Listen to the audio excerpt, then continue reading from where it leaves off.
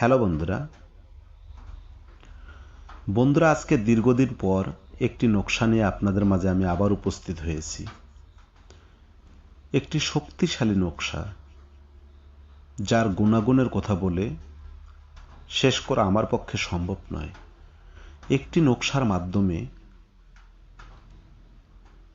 আপনারা যে কোনো কাজ করুন, এক কথায় বশীকরণ, আকর্ষণ, মোহিনী বিদ্যা, যে কোনো মানুষকে চোখের পলকে বশ করা, যথা গাইডলাইন মেনে।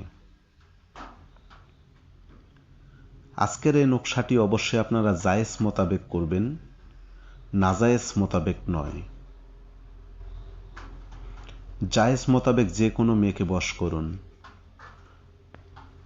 যে কোনো ছেলেকে বশ করুন, নারী পুরুষ, পিতা পুত্র, এই সেই নকশা।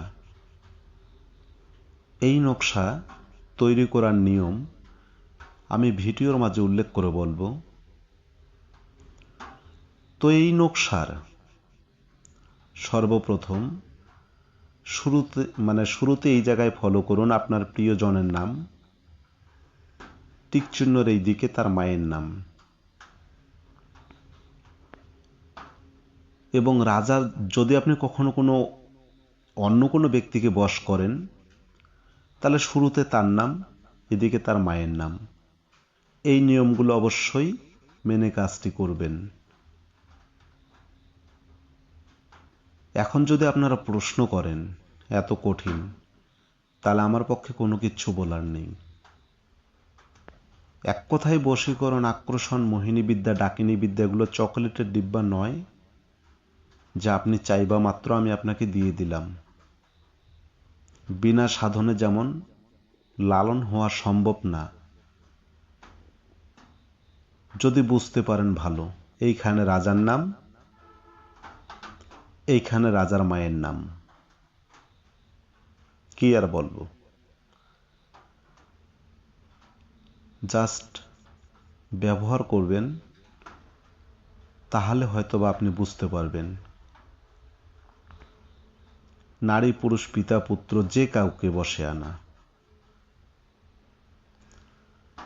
তো বন্ধুরা, এই নকশাটি তৈরি করবেন আপনারা তিনটি নকশা তৈরি করে একটি নকশা সর্বপ্রথম আপনার নিজ হাত দিয়ে নদীতে নিক্ষেপ করে দুহাত তুলে ঈশ্বরের কাছে আপনার মনের কামনা বাসনা জানাবেন। আরেকটি নকশা উক্ত ব্যক্তির যাতায়াতের রাস্তায় পতিত করে দেবেন।